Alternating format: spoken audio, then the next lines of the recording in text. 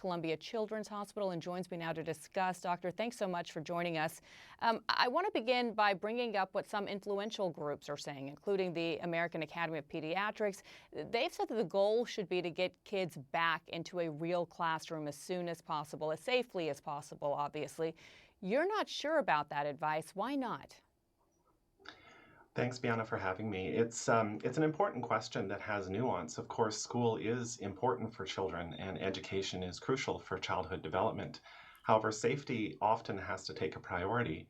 And what we often see is this black and white thinking that it's either return to class or not to return to class for children's mental health.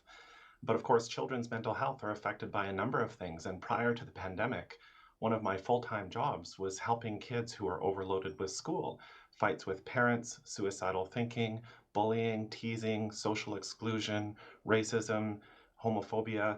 Schools haven't always been places of safe haven for mental health. And so it just want to add that nuance that it could be that schools, in fact, need to be different than they were before if they're going to be safer. And yet, aside from scholastic achievement and development and social development with their peers, we know that so many children rely on going to schools for at least 2 meals a day, not to mention that in terms of sexual abuse at home or child abuse in general, that's usually reported in large part by teachers and school administrators. We're not seeing that now because kids aren't in a classroom. Doesn't that concern you? Absolutely, it does. And it's one of the roles that school has taken on that's beyond the educational mandate.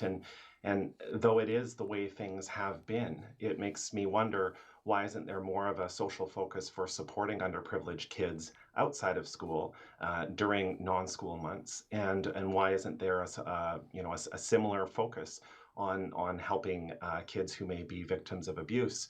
Relying on schools to do that is a burden that education was never meant to take on. So there's opportunity to change the way things used to be. And I just want to remind people that, in emergency psychiatry, school months and school days are the months and days associated most with psychiatric distress, suicidal thinking, suicidal attempts, and completed suicides. So schools themselves can be a cause of stress. And yet school administrators are focused so much now just on maintaining safety protocols during a pandemic. It's hard to see how they could focus on those other important issues. In the next hour of the show, I have a report on working moms who are having to sacrifice and give up their careers right now because of the pandemic so that they can stay home, maybe from an economic standpoint, because it's just not advantageous for them to pay someone to watch their kids while they're at work, or just because they're seeing the psychological impact on their children. But what impact are you seeing mentally in terms of what parents are going through right now? Well, of course, parents always think about the safety of their children first, and this is such an overwhelming time. There's the safety of is it safe to go because of the infection and the pandemic? And then there's the what's the long-term impact on my child? Of course, every parent wants their child to be the most successful version of themselves possible. So there's a lot of pressure on families. And we know that in family units in North America, this disproportionately affects women in the family. So I think women in North America, as well as all parents, but especially women, are under a tremendous amount of pressure, and we're seeing that daily. It's really a trying time for families all across this country and an important reminder to just ask each other how they're doing and help each other out Yeah, through a absolutely. pandemic, a once-in-a-lifetime experience. Dr. Tyler Black, thank you so much. We appreciate it. Thanks for having me, Anna. And we have breaking news.